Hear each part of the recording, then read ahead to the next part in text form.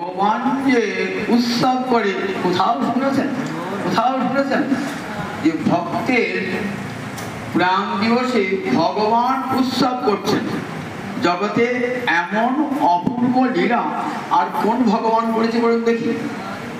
ভক্তের অন্তর্ধান হয়েছে, ভগবান নিজে উৎসব করছেন। এমনটাই চৈতন্য চরিত যেন অমৃতে রসিক। গাও গাও পুন গৌরাঙ্গের গুণ স্মরণ করিয়া, তার মতো দয়াল এদিন ভুবনে আর নাহি কোনো জন। আমার গৌর হরি মতন এমন দয়াল ঠাকুর জগতে পাবে না।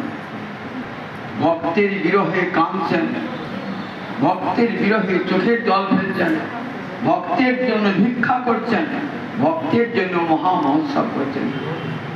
আজ সেই পুণ্যতিথি হরিদাস ঠাকুর তার অপ্রকট লীলা। হরিদাস ঠাকুর যে হরিদাস জগৎকে দেখেছিলেন হরিনামের মহিমা কেমন। মহাপ্রভু তার শিক্ষাশ্রমে বৈষ্ণবের 5টা লক্ষণ দেখেছেন বৈষ্ণব হতে গেলে। কি কি লক্ষণ বললেন?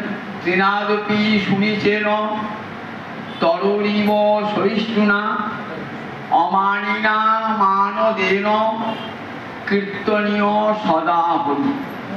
এই 5টা লক্ষণ দেখলে বুঝবেন তিনি বৈষ্ণব। 5টা লক্ষণ। তৃণাদপি শুনিছেন, একটা ঘাস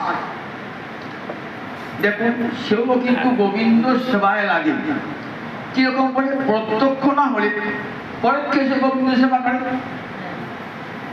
গাভী তৃণ খায়, তৃণ খেয়ে বেশি দুধ দেয়, আর সেই দুধ গোবিন্দ সেবায় লাগে। তাহলে কার সেবা হলো? ঘাসের তৃণের সেবা হলো। পল্লী গ্রামে দেখবেন মাটির মন্দির কি দিয়ে ছাওয়ানো?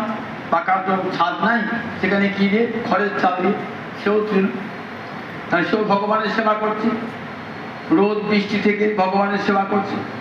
তাহলে একটা তৃণ জন্ম কত অবহেলিত জন্ম, যাকে সবাই পায়ে দলিয়ে যায়, তার জন্ম কত সার্থক। আর আমি মানুষ হয়ে জন্মেছি, কত উঁচু কুলে জন্মেছি, কিন্তু আমি কৃষ্ণ সেবায় লাগলাম না।